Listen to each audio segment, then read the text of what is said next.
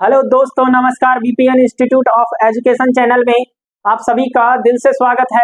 मैं विनोद कुमार आप सभी का दिल से स्वागत करता हूं।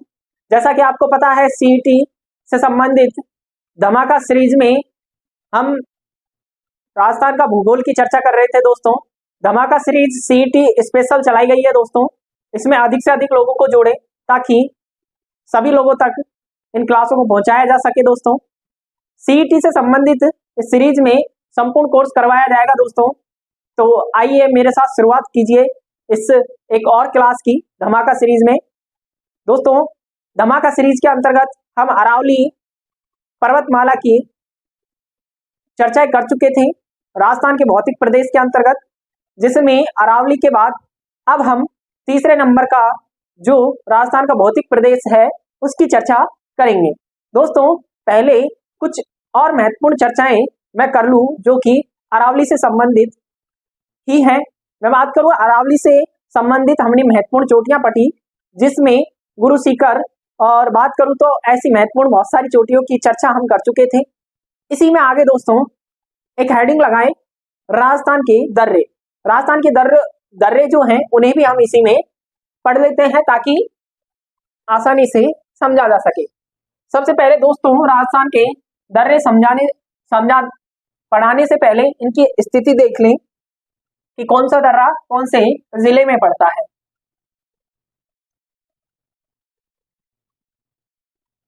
दर्रे राजस्थान के भौतिक प्रदेश में राजस्थान के जो दर्रे हैं उनकी चर्चा हम इसमें करेंगे। सबसे पहले दोस्तों, जैसा कि हम करते आए हैं, मैप के माध्यम से इन्हें जानने की कोशिश करेंगे।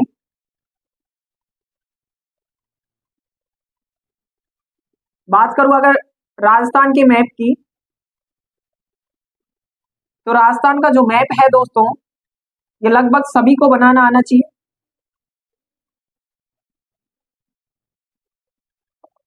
जैसा भी बनता है उसके अंदर बना के और चीजों को दर्शाने से आसानी से समझ में आ जाती है। दोस्तों, अगर बात करूं राजस्थान के मैप की, तो राजस्थान के मैप के अंतर्गत हम क्या देखेंगे, राजस्थान के दर्रे।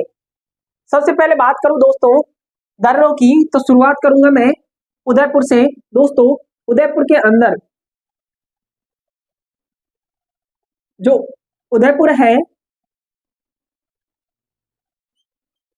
यहाँ के दर्रों की अगर बात करें दोस्तों, कुछ महत्वपूर्ण दर्रे हैं जो उदयपुर में हमें देखने को मिलेंगे।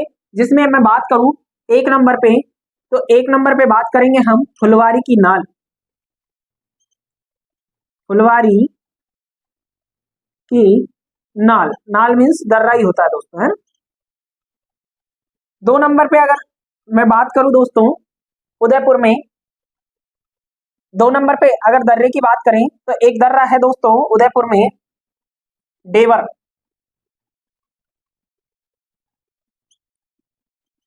डेवर नाल या फिर दर्रा। तीन नंबर पर अगर बात करूं दोस्तों उदयपुर में ही एक और दर्रा है हाथी नाल। हाथी नाल। उदयपुर के जो दर्रे हैं दोस्तों महत्वपूर्ण, जिसमें फुलवारी की नाल, डेवर नाल, हाथी नाल, ये कुछ महत्वपूर्ण दर्रे हैं दोस्तों। और बात करूं अगर उदयपुर के दर्रों की ही दोस्तों, तो उदयपुर में हमें इन दर्रों के अलावा भी कुछ दर्रे और देखने को मिलेंगे दोस्तों। जिसमें अगर बात की जाए दोस्तों उन दर्रों की, तो एक दर्रा और है दोस्तों केवड़ा। एक दर्रा और देखने को मिलेगा दोस्तों, 4 नंबर यहां लिख देता हूं, केवड़ा नाल। ये चारों के चारों जो दर्रे हैं दोस्तों, ये कहाँ है, तो उदयपुर के अंदर। बात करो इसके बाद दोस्तों उदयपुर के बाद, उदयपुर से जैसे ही आगे बढ़ते हैं, यहां पड़ता है पाली। और पाली जिले की अगर बात करूं दोस्तों, तो पाली जिले में एक महत्वपूर्ण दर्रा है और उस दर्रे का नाम है दोस्तों, बात करूं तो पाली में एक महत्वपूर्ण दर्रा है दोस्तों देसुरी नाल। कौन सा दर्रा है दोस्तों, देसुरी नाल।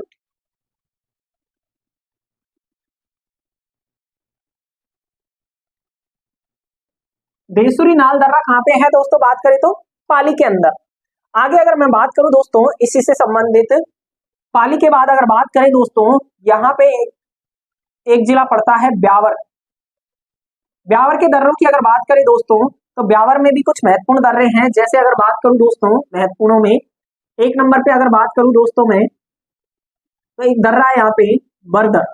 ये पहले अजमेर में था, लेकिन अजमेर से अलग जिला बनने के कारण अभी कहाँ पे आता है, तो ब्यावर के अंदर। बर के बाद करें दोस्तों, बर के बाद अगर अगले दर्रे की मैं बात करूं दोस्तों, अच्छा ये बरदर्रा जो है ब्यावर को पाली से जोड़ने का काम करता है। पाली और ब्यावर के बीच में कौन सा दर्रा है, बरदर्रा।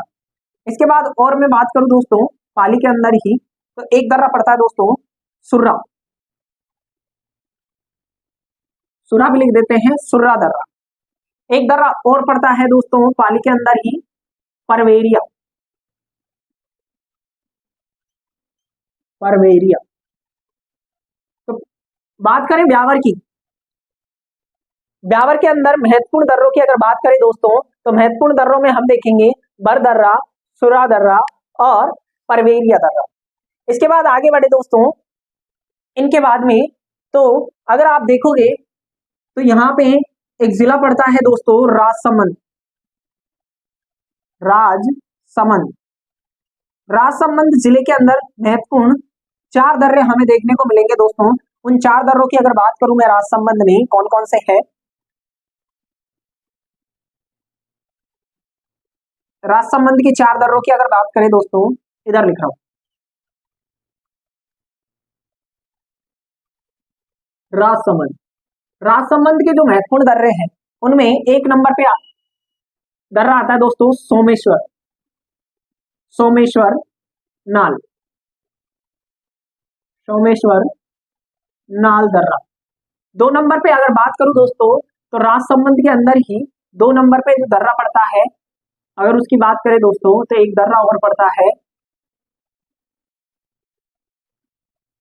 कमली घाट। कमली घाट। एक दर्रा और है दोस्तों यहीं पे, गोरम घाट। गोरम घाट। सोमेश्वर नाल, कमली घाट, गोरम घाट, ये कहाँ के दर्रे हैं बात करें तो राजसमंद के। एक दर्रा और है दोस्तों यहीं पे, उस दर्रे की अगर बात करूं तो क्या नाम है, हाथीगुड़ा। हाथीगुड़ा दर्रा। ये जो हाथीगुड़ा दर्रा है, हाथीगुड़ा तो कहाँ है, राजसमंद में, और हाथीनाल कहाँ पे है, उदयपुर में। तो कंफ्यूजन नहीं हो दोस्तों, वो हाथीगुड़ा है और ये क्या है, हाथीनाल है। तो ये महत्वपूर्ण राजस्थान के दर्रे हैं दोस्तों। एक मैप बना के सारी चीजों को ऐसे के ऐसे आप अपनी नोटबुक में ऐड कर ले। एक बार फिर से चर्चा कर दूं दोस्तों राजस्थान के दर्रों की। राजस्थान में जो महत्वपूर्ण दर्रे हैं उसमें हमने उदयपुर के कुछ महत्वपूर्ण दर्रे देखे, जिनमें हमने बात करी हाथीनाल की, पुरवाली नाल की, डेवर, और साथ ही में बात करूं उदयपुर के अंदर ही हमने एक और दर्रा पड़ा, कौन सा बात करूं तो केवड़ा दर्रा। इसके अलावा मैं बात करूं दोस्तों पाली के अंदर हमने एक दर्रा देखा देसुरी नाल। ब्यावर में भी हमने कुछ दर्रों की बात करी दोस्तों, जिसमें अगर बात करूं तो परवेरिया दर्रा है, वर दर्रा है और सुरा दर्रा है। इसी के साथ बात करूं दोस्तों राजसमंद की, तो राजसमंद के अंदर भी हमने कुछ महत्वपूर्ण दर्रे देखे दोस्तों। और उन महत्वपूर्ण दर्रों की अगर मैं बात करूं दोस्तों कौन कौन से राजसमंद में आते हैं, तो उसमें हमने 4 दर्रे देखे। कौन कौन से 4 दर्रे हैं, एक नंबर पे हमने देखा सोमेश्वर नाल, 2 नंबर पे हमने बात की दोस्तों बात करें तो कमली घाट, 3 नंबर पे बात की दोस्तों हमने गोरम घाट की, और 4 नंबर पे बात की दोस्तों हमने किसकी बात करूं तो हाथीगुड़ा दर्रे की। तो ये महत्वपूर्ण राजस्थान के क्या है, दर्रे। तो इन सभी को आप नोट करें और साथ ही अंत में एक लाइन लिख दे जो कि हमारी कल छूट गई थी, अरावली की जो है, अरावली की औसत ऊंचाई, औसत ऊंचाई 930 मीटर है। ओके दोस्तों, फटाफट इसे उतारें ताकि आगे की चर्चा हम करें। इसी के साथ हमारी अरावली से संबंधित बातें सभी पूरी होती हैं। अब आप हेडिंग लगा दे दोस्तों 3 नंबर पे उत्तरी, 3 नंबर पे हेडिंग लगा दे दोस्तों पूर्वी मैदानी प्रदेश। 3 नंबर पे हेडिंग लगा दे दोस्तों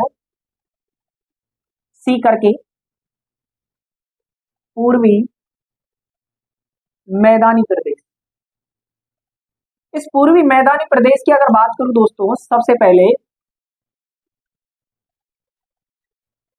राजस्थान का सबसे उपजाऊ व संघन क्षेत्र है। यहाँ पे जनसंख्या भी ज्यादा है और यहाँ पे जो मिट्टी है वो उपजाऊपन है, यानी कि जलोढ़ मिट्टी है, क्योंकि नदियों के द्वारा लाई गई मिट्टी का होने के कारण ये मिट्टी कौन सी है, जलोढ़। नदियों के क्षेत्र में जलोढ़ मिट्टी पाई जाती है। और यहाँ पे बात करूं तो बनास, चंबल, माही, बाणगंगा जैसी प्रमुख सहायक नदियां और उनकी छोटी नदियां मिलाकर क्या लाती है, जलोढ़ लाती है। इस क्षेत्र का निर्माण किससे हुआ है, बात करूं तो जलोढ़ से, नवीनतम कांप मृदा से। देखिए दोस्तों, बात करें अगर पूर्वी मैदानी प्रदेश की, पूर्वी जो मैदानी प्रदेश है राजस्थान के कुल क्षेत्रफल का लगभग 23.30% भाग रखता है। कितना रखता है दोस्तों, 23.30%। बात करें यहाँ की जनसंख्या की कि इस क्षेत्र में राजस्थान की कितनी जनसंख्या निवास करती है, तो लगभग 39% जनसंख्या राजस्थान की पूर्वी मैदानी प्रदेश में निवास करती है। अगर बात करें दोस्तों इसकी उत्पत्ति की, उत्पत्ति कब हुई, बात करें पूर्वी मैदानी प्रदेश की उत्पत्ति की, तो इसकी उत्पत्ति दोस्तों चतुर्थक कल्प में, चतुर्थक कल्प में प्लीस्टोसीन युग में,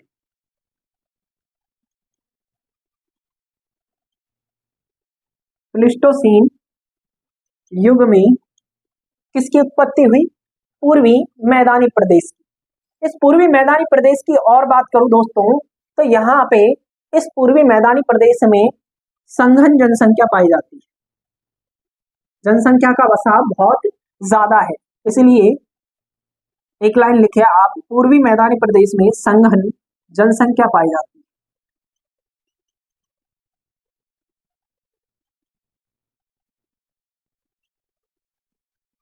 संघन जनसंख्या पाई जाती है। और अगर बात करूं दोस्तों पूर्वी मैदानी प्रदेश से संबंधित ही, तो इस क्षेत्र में ये जो पूर्वी मैदानी प्रदेश है दोस्तों, ये जो पूर्वी मैदानी प्रदेश है ये भारत के उत्तरी पूर्वी मैदानी प्रदेश का ही क्या है, हिस्सा है।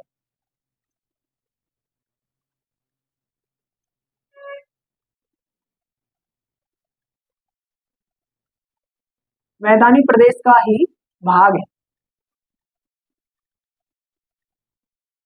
पूर्वी मैदानी प्रदेश की अगर बात करें क्षेत्रफल की दृष्टि से, तो 23.30% क्षेत्रफल क्या है, ये फैला हुआ है। बात करें जनसंख्या की, तो लगभग राजस्थान की 39% जनसंख्या यहाँ निवास करती है। अच्छी कृषि होने के कारण, अच्छी पैदावार, उपजाऊ होने के कारण इस क्षेत्र में जनसंख्या का जमाव बहुत ज्यादा देखने को मिलता है।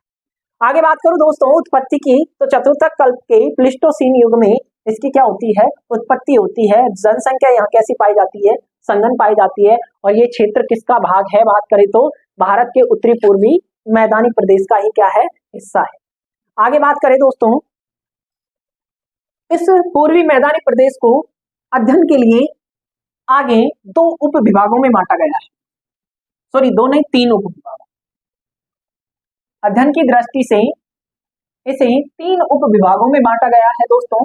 1 नंबर पे अगर बात करूं दोस्तों, बाणगंगा का मैदान। कितने हिस्से किए गए हैं इसके, तो 3 पार्ट कर रखे हैं दोस्तों। 1 नंबर पे अगर बात करूं दोस्तों, तो बाणगंगा का मैदान, बाणगंगा का मैदान। 2 नंबर पे अगर बात करें दोस्तों, तो चंबल, चंबल बनास का मैदान, मैदान या फिर बेसिक। 3 नंबर पे बात करूं दोस्तों, तो मध्य माही का मैदान,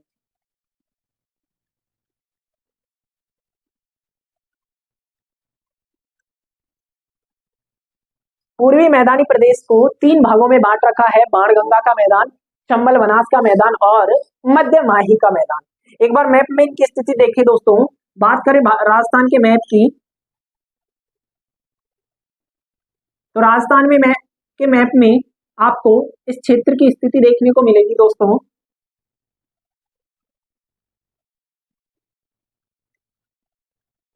ये जो अरावली प्रदेश है, इस अरावली प्रदेश से बात करूं तो अरावली प्रदेश और चंबल नदी के पश्चिम वाला क्षेत्र जो एक पूरा हिस्सा है, इसे हम कहते हैं पूर्वी मैदानी प्रदेश। इसी प्रदेश को 3 भागों में बांट रखा है दोस्तों। एक नंबर पे माही का मैदान, जो कि हमने तीनों लिख रखे हैं, बाणगंगा, चंबल और माही का मैदान। तो मध्य माही का मैदान।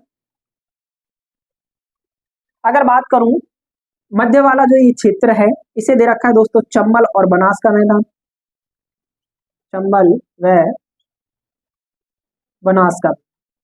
और ये जो क्षेत्र है दौसा, जयपुर ग्रामीण, भरतपुर, कोटपुतली, भैरव, अलवर आदि का ये जो क्षेत्र है, इसे दे रखा है दोस्तों बाणगंगा का मैदान। क्या नाम दे रखा है इसको? बाणगंगा का मैदान। तो चाहे तो इसे ड्राइंग चित्र बना के उसमें इन सभी को दर्शा दिया, ताकि आगे चर्चा कर सके। चर्चा करें दोस्तों आगे। एक नंबर पे हेडिंग लगा दे दोस्तों बाणगंगा का मैदान, और बाणगंगा के मैदान में डैश करके लिखे दोस्तों विस्तार। इसका जो विस्तार देखने को मिलता है दोस्तों, वो देखने को मिलता है जयपुर ग्रामीण, जयपुर ग्रामीण। बात करूं आगे कोटपुतली बहरोड, कोटपुतली बहरोड। और बात करें दोस्तों अलवर, दौसा व भरतपुर।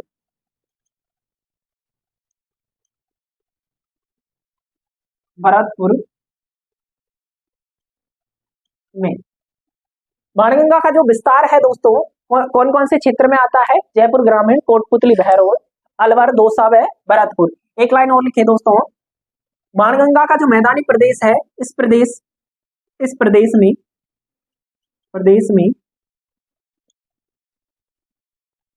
कृषि व औद्योगिकरण का विकास हुआ है।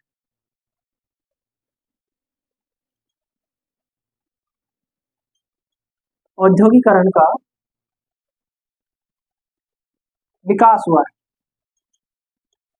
आपको देखने को मिलेगा दोस्तों अलवर में जो क्षेत्र पड़ता है, बात करूं तो अलवर के क्षेत्र में बहुत सी जापान और ईरान की कंपनियां आके बसी हुई है। जयपुर में काफी सारा जो औद्योगिक क्षेत्र देखने को मिल जाता है हमें, दौसा में भी है, और साथ ही भरतपुर की बात करें तो इस पूरे क्षेत्र में क्या है, औद्योगिक क्षेत्र का बहुत ज्यादा विकास हमें देखने को मिलता है कृषि के साथ साथ।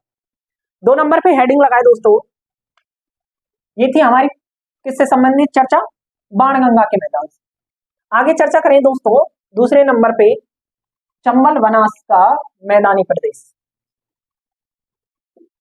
2 नंबर पे लिखे दोस्तों चंबल व बनास का मैदान। चंबल बनास के मैदान को दोस्तों 2 भागों में बांट रखा है। अध्ययन की दृष्टि से बात करें तो एक नंबर पे हम बात करेंगे, इसी में लिख दे दोस्तों आप कह करके, चंबल का मैदान, चंबल का मैदान। इसकी चर्चा करें दोस्तों चंबल के मैदान की। चंबल के मैदान की अगर बात करें दोस्तों, चंबल के मैदान का अगर विस्तार देखें दोस्तों, विस्तार में लिखे दोस्तों, सबसे पहले बात करूं चंबल का जो मैदानी प्रदेश है, इसकी शुरुआत होती है कोटा, बूंदी, सवाई माधोपुर। साथ ही अगर बात करूं सवाई माधोपुर के बाद में तो करौली व धौलपुर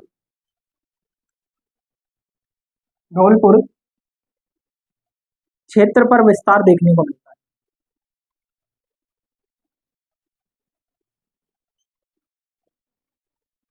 बात करें दोस्तों चंबल के मैदानी प्रदेश की, तो जो चंबल का मैदानी प्रदेश है दोस्तों, इस प्रदेश की एक प्रमुख विशेषता ये है कि इस प्रदेश में उत्खात भूमि देखने को मिलती है। इस प्रदेश में उत्खात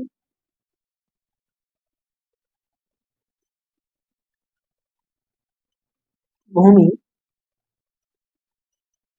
पाई जाती है या बनी। उत्खात भूमि किसे कहेंगे? बात करूं तो उत्खात भूमि वह क्षेत्र है दोस्तों जो पहाड़ियां होती है, नदियों के कारण, नदी नालों के कारण उनका जो हिस्सा है वो कट जाता है। बात करूं अगर एक चित्र के माध्यम से, कोई भी नदी जिस क्षेत्र से बहती है उस क्षेत्र का जो पहाड़ी वाला हिस्सा है उसमें बहुत सारी वितरिकाएं आने के कारण इस क्षेत्र को काट देती है, और ये जो बीच बीच का हिस्सा है ये वाला, ये जो उठा रह जाता है, इसी को हम क्या कह देते हैं? काट। ठीक है दोस्तों, आगे बात करें चंबल क्षेत्र से संबंधित ही, तो एक और लाइन लिखिए दोस्तों, चंबल चंबल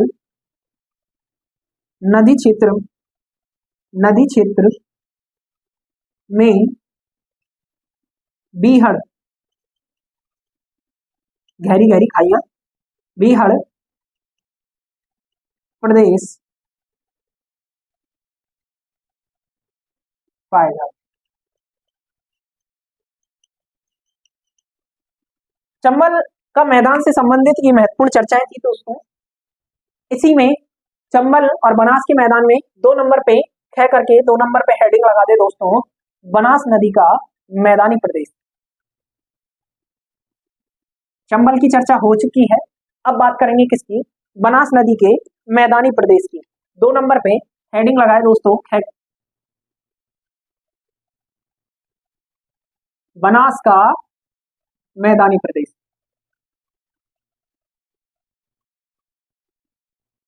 बनास नदी का जो मैदानी प्रदेश है दोस्तों, इसकी अगर मैं बात करूं दोस्तों, इसे भी पढ़ने की दृष्टि से बात करूं तो फिर से 2 उप विभागों में बांट रखा है दोस्तों।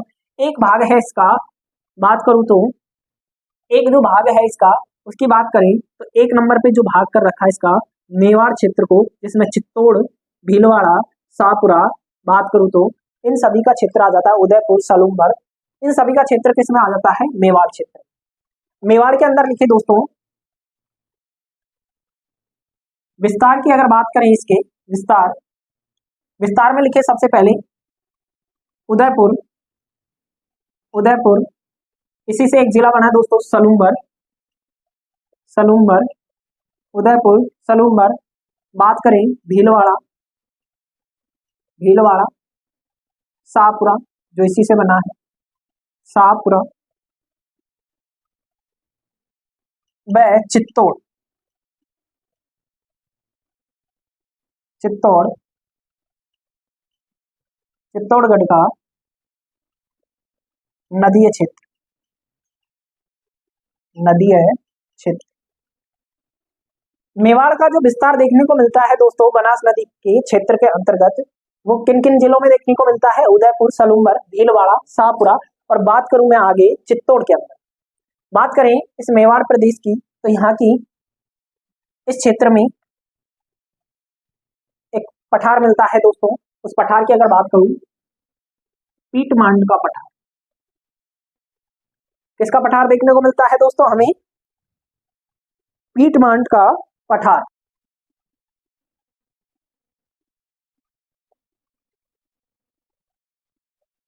ये जो पीटमांड का पठार है दोस्तों, इसकी अगर मैं बात करूं दोस्तों, तो राजसमंद और भीलवाड़ा के बीच में जो नदियों के द्वारा अपर्दित भूमि क्षेत्र है, उसी को हम किस नाम से जानते हैं दोस्तों?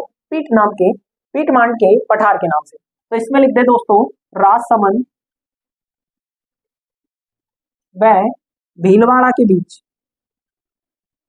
भीलवाड़ा के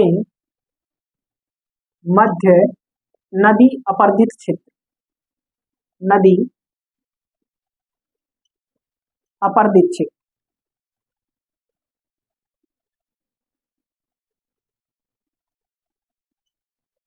क्या कहलाता है?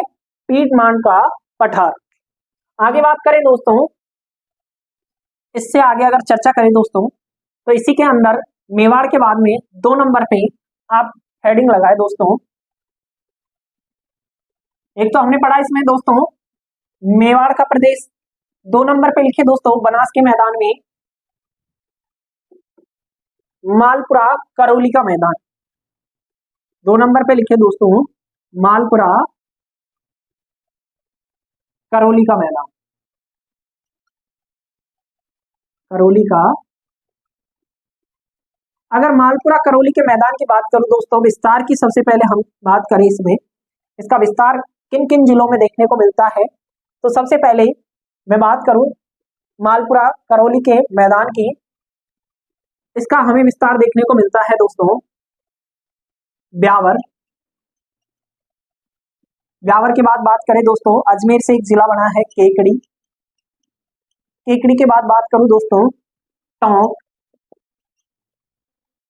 टोंक के बाद अगर बात करें दोस्तों सवाई माधोपुर। सवाई माधोपुर, सवाई माधोपुर से एक नया जिला बना दोस्तों गंगापुर सिटी। गंगापुर सिटी और करौली।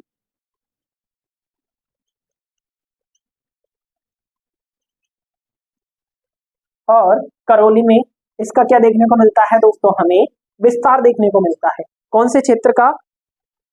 तो मालपुरा करौली के मैदानी क्षेत्र का।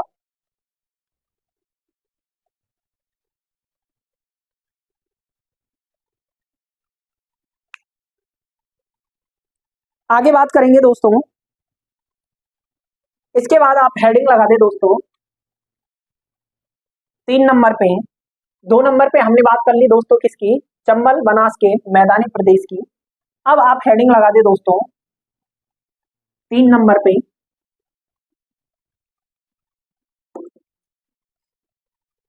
मध्य माही का मैदानी प्रदेश। 3 नंबर पे हेडिंग लगा दे दोस्तों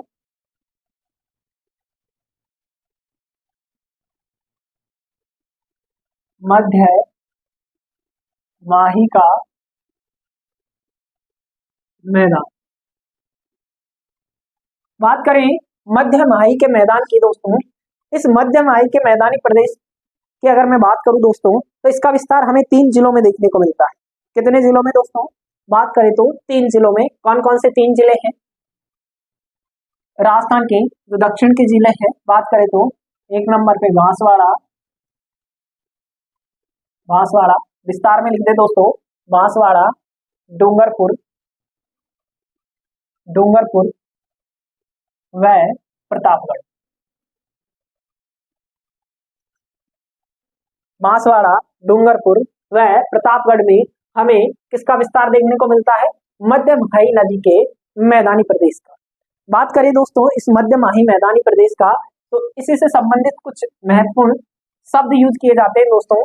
महत्वपूर्ण कुछ कथन है, उनकी अगर बात करें दोस्तों, तो इसी में आप स्टार लगा के 1 नंबर पे लगाए दोस्तों बांगड़ प्रदेश। बांगड़ प्रदेश, बांगड़ प्रदेश की अगर बात करूं दोस्तों किन जिलों में फैला हुआ है, अगर बांगड़ प्रदेश की बात करें दोस्तों, बांगड़ प्रदेश जो है डूंगरपुर और बांसवाड़ा के,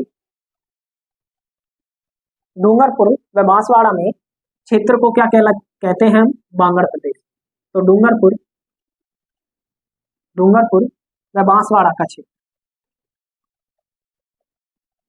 क्या कहलाता है दोस्तों? बांगड़ प्रदेश। फिर से समझा दूं, बांगड़ प्रदेश जो कि डूंगरपुर और बांसवाड़ा में फैला हुआ है, क्या कहलाता है? बांगड़ प्रदेश कहलाता है। आगे आप इसी में लिखे दोस्तों 56 का मैदान। 56 का मैदान, 56 के मैदान की अगर बात करें दोस्तों, बांसवाड़ा जिले के अंदर बात करूं दोस्तों, बांसवाड़ा और प्रतापगढ़ जिले के अंदर, इसमें लिखे दोस्तों बांसवाड़ा व प्रतापगढ़ के, प्रतापगढ़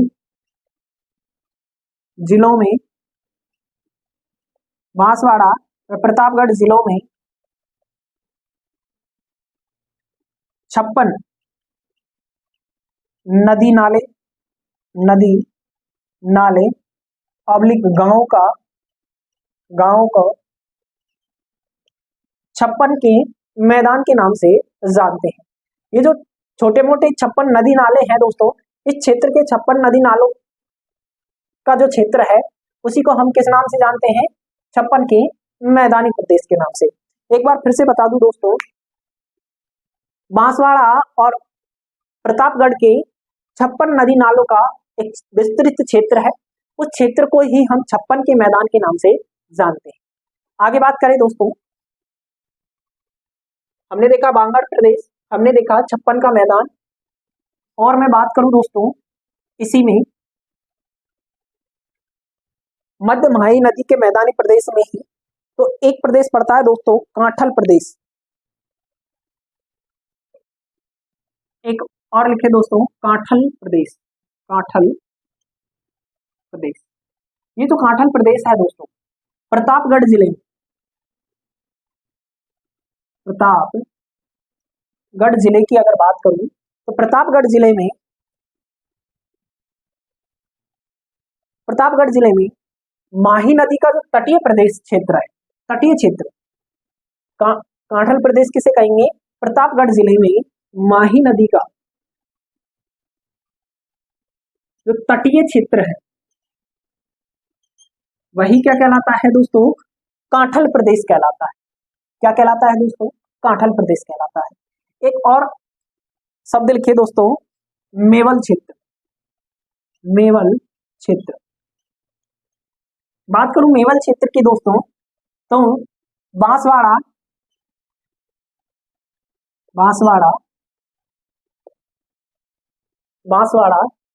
वह बात करूं बांसवाड़ा व डूंगरपुर के बीच जो पहाड़ी नुमा क्षेत्र है, बांसवाड़ा व डूंगरपुर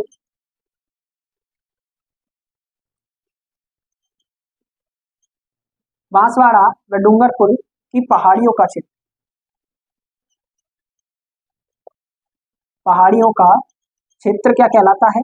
या बीच की पहाड़ियों का क्षेत्र क्या कहलाता है? मेवल प्रदेश या मेवल क्षेत्र।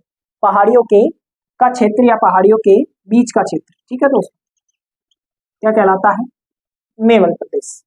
आगे बात करेंगे दोस्तों, कंटिन्यू।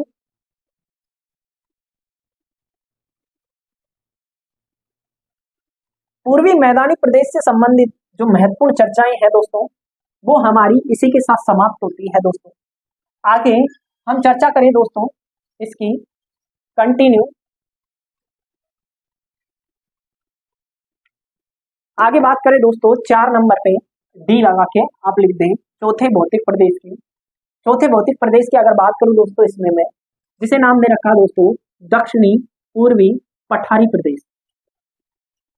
पठारी प्रदेश, दक्षिणी पूर्वी पठारी प्रदेश की बात करें अगर दोस्तों, इस दक्षिणी पूर्वी पठारी प्रदेश की चर्चा करें, दक्षिणी पूर्वी पठारी प्रदेश की बात करें दोस्तों, तो एक बार फिर से मैं आपको याद दिला दूं दोस्तों, मैप के अंदर जैसा कि हम हमेशा से करते आए हैं, मैप के अंदर अगर दक्षिणी पूर्वी पठारी प्रदेश की हम स्थिति देखें दोस्तों, इसको मैं बड़ा बना रहा हूं क्योंकि हमारे काम का यही क्षेत्र है।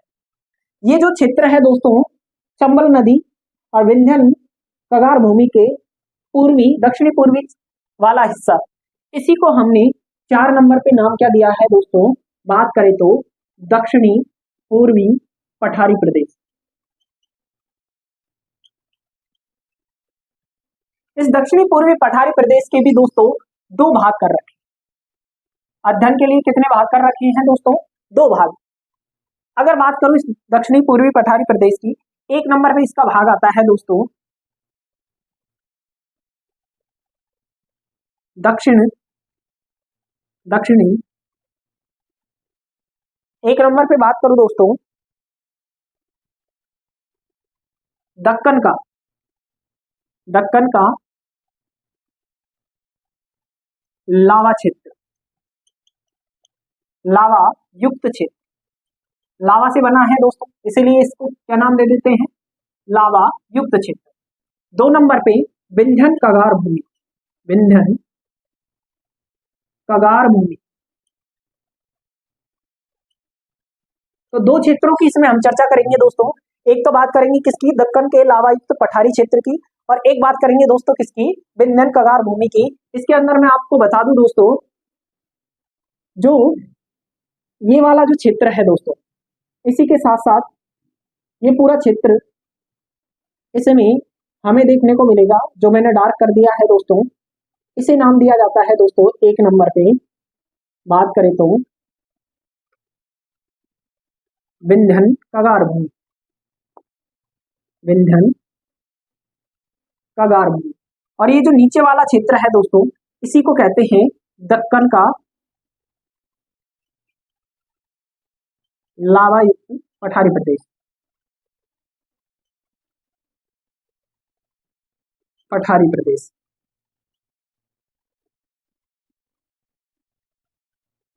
मेरे ख्याल से स्थिति समझ में आई होगी दोस्तों। जो दोनों स्थितियां मैंने बताई, एक तो विंध्यन कगार भूमि और एक दक्कन का लावायुक्त पठारी प्रदेश। इसी के साथ एक और चीज मैं आपको बताऊं दोस्तों, ये जो विंध्यन कगार भूमि है दोस्तों, इसके पश्चिमी क्षेत्र में और अरावली जो पर्वतमाला है,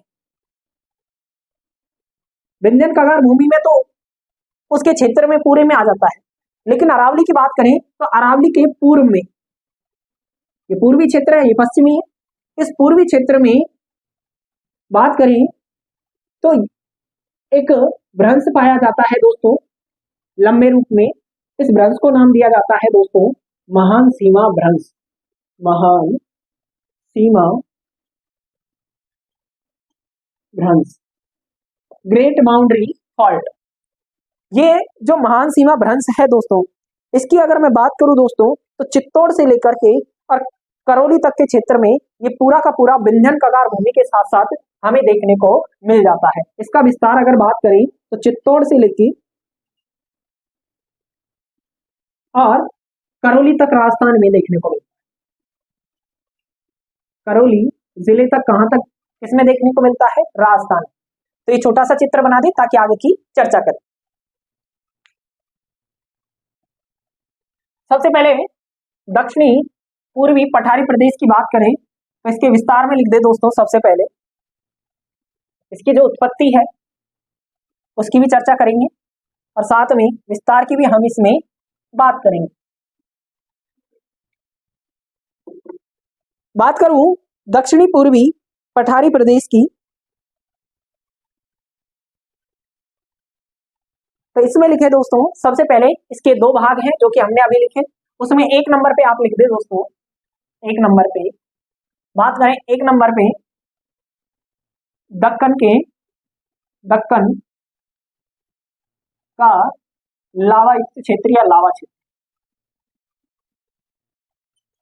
इस लावा क्षेत्र को अगर बात करें लावायुक्त क्षेत्र की, इस क्षेत्र के विस्तार की बात करें दोस्तों, तो सबसे पहले विस्तार में लिखे दोस्तों विस्तार। इस क्षेत्र का विस्तार हुआ दोस्तों कैम्ब्रियन कल्प में ज्वालामुखी के उद्गार से। कब हुआ दोस्तों, कैम्ब्रियन कल्प में, कैम्ब्रियन कल्प में ज्वालामुखी के उद्गार से, ज्वालामुखी उद्गार से।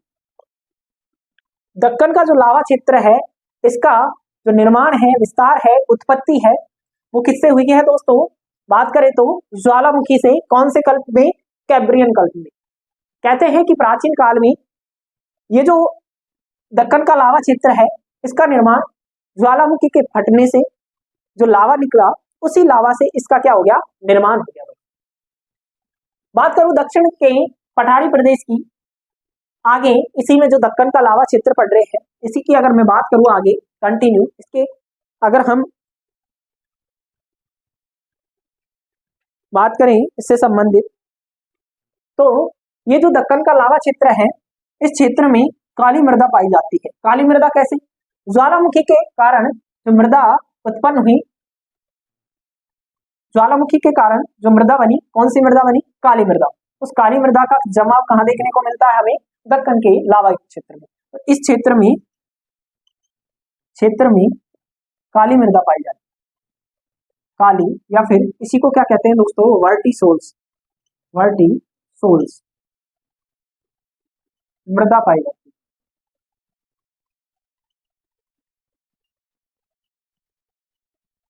काली मृदा का क्षेत्र है। कुछ महत्वपूर्ण शब्द दोस्तों बात करें, जैसे कि 1 नंबर पे आप लिखें इसमें, इसके बाद बात करें दक्कन के लावा क्षेत्र में ही कुछ महत्वपूर्ण पहाड़ियां और यहाँ के कुछ महत्वपूर्ण क्षेत्र हैं। जैसे कि मैं बात करूं हाड़ौती का जो पठार है दोस्तों, उसमें कुछ महत्वपूर्ण, स्टार करके लिखे दोस्तों, हाड़ौती का पठार, हाड़ौती का पठार। हाड़ौती का जो पठार है दोस्तों, इसके विस्तार की अगर बात करूं दोस्तों, तो इसका विस्तार देखने को मिलता है हमें दोस्तों कोटा, वारा, झालावाड़,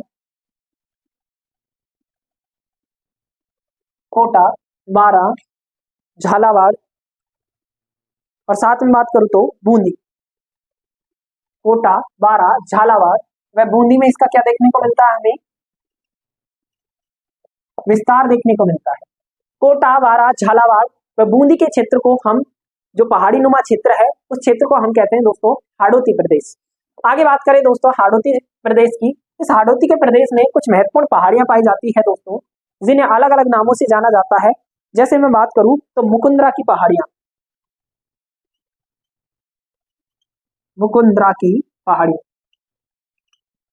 मुकुंदरा की पहाड़ी, मुकुंदरा की जो पहाड़ियां हैं दोस्तों, कोटा व झालावाड़ में फैली। झालावाड़, कोटा में जो पहाड़ियां हमें पाई जाती है, उन्हें हम किस नाम से जानते हैं दोस्तों? मुकुंदरा की पहाड़ी के नाम से। एक पहाड़ी मिलती है दोस्तों आडावल की पहाड़ी। आडावल की जो पहाड़ियां हैं दोस्तों, एक पहाड़ी और देखने को मिलती है दोस्तों आडावल की पहाड़ी, आडावल की पहाड़ी। ये जो आडावल की पहाड़ी है दोस्तों, ये बूंदी के अंदर पाई जाती है। बूंदी के अंदर कहाँ है दोस्तों? बूंदी के अंदर। कैसी है? तो कोष्टक में लिख दे अर्धचंद्राकार, अर्धचंद्राकार, या फिर घोड़े की नाल के, घोड़े की नाल की आकृति। आडावल की जो पहाड़ियां हैं बूंदी में है, कैसी है? घोड़े की नाल की आकृति की है, अर्धचंद्राकार। आगे बात करें दोस्तों, कंटिन्यू इसी को, कुछ महत्वपूर्ण और चर्चाएं जिनमें हम आगे और चर्चा करें दोस्तों। एक पहाड़ी है दोस्तों कुंडला की पहाड़ी। इस हाड़ौती के पठार में ही एक पहाड़ी और पाई जाती है दोस्तों, कुंडला की पहाड़ी। ये जो कुंडला की पहाड़ी है दोस्तों, ये कोटा में, कहां पे है दोस्तों? कोटा के अंतर्गत। और बात करूं दोस्तों हाड़ौती के पठार में, बारां जिले के अंदर एक झील पाई जाती है दोस्तों। कहते हैं कि प्राचीन काल में उल्कापिंड के गिरने से इस झील का निर्माण हुआ। तो हाड़ौती के पठार में ही एक झील पाई जाती है दोस्तों, बारां जिले के अंदर। सबसे पहले लिखे दोस्तों रामगढ़, रामगढ़ क्रेटर। ये जो रामगढ़ क्रेटर झील है दोस्तों, इसका निर्माण किससे हुआ है? तो विद्वानों का मानना है दोस्तों कि इसका निर्माण, पहली बात तो ये है कहाँ? बारां में। कहाँ है? बारां में। इसका जो निर्माण है दोस्तों, निर्माण इसका निर्माण किससे हुआ है? विद्वानों का मानना है इसका निर्माण उल्कापिंड के गिरने से हुआ है, उल्कापिंड के गिरने से हुआ है।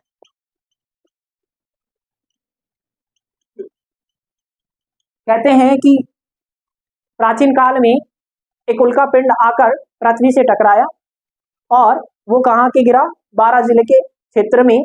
और जिस क्षेत्र पे गिरा वहां पे बहुत बड़ा गड्ढा बन गया और मानसून बारिश के आने के कारण उसमें पानी भर गया और उस पानी से ही कौन से क्रेटर का निर्माण हो गया? रामगढ़ क्रेटर का निर्माण हो गया। आगे बात करूं दोस्तों,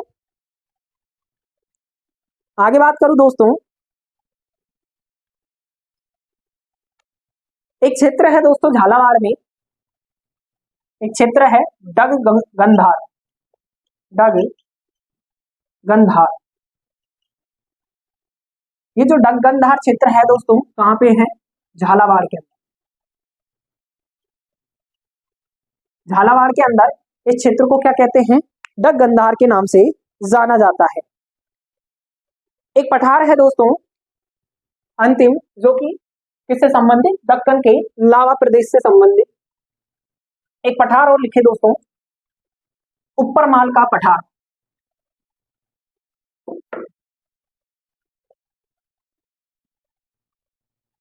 ऊपर माल का पठार। ये जो ऊपर माल का पठार है दोस्तों, चित्तौड़ में भैंसरोडगढ़ से, भैंसरोडगढ़ कोष्टक में लिख दे चित्तौड़, भैंसरोडगढ़ से बात करूं भीलवाड़ा के अंदर, भीलवाड़ा के अंदर बिजूलिया नाम का एक स्थान है। भैंसरोडगढ़ से बिजूलिया के बीच का क्षेत्र, बिजूलिया क्या कहलाता है? ऊपर माल का पठार।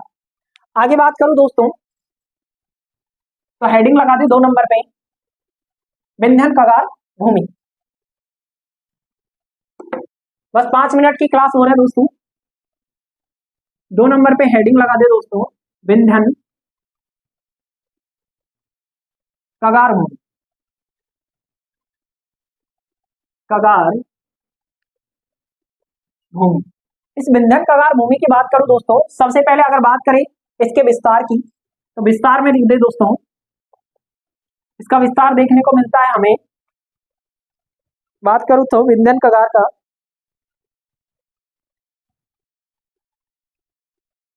सवाई माधोपुर,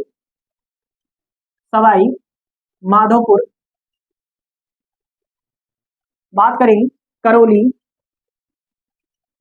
व धौलपुर में।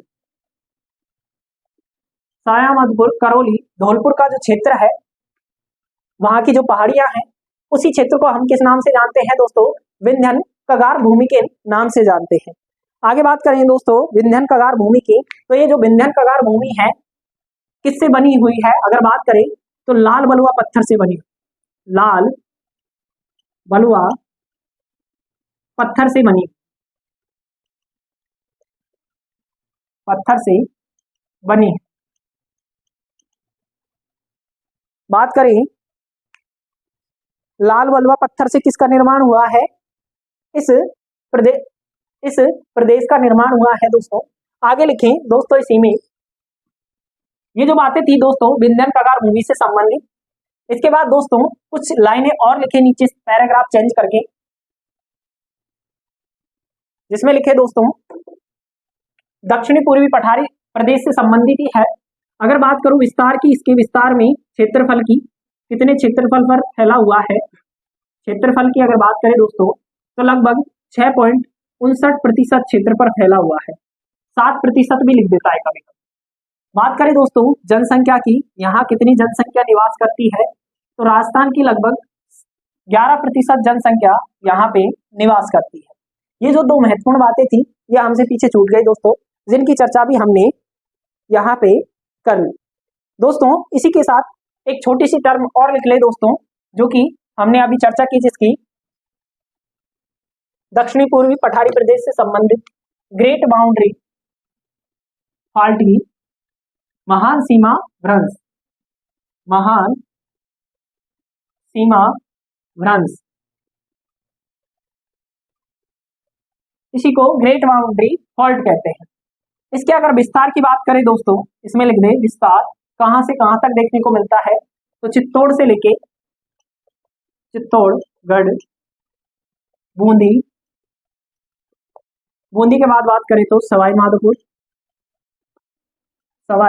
माधोपुर व करौली।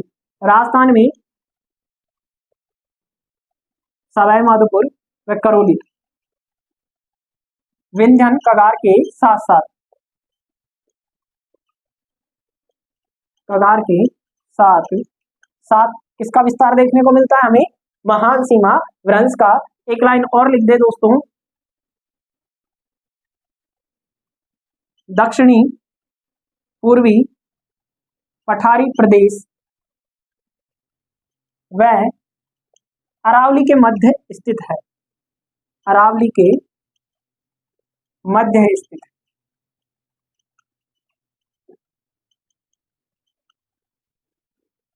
दोस्तों, ये थी हमारी राजस्थान के भौतिक प्रदेश से संबंधित महत्वपूर्ण चर्चाएं।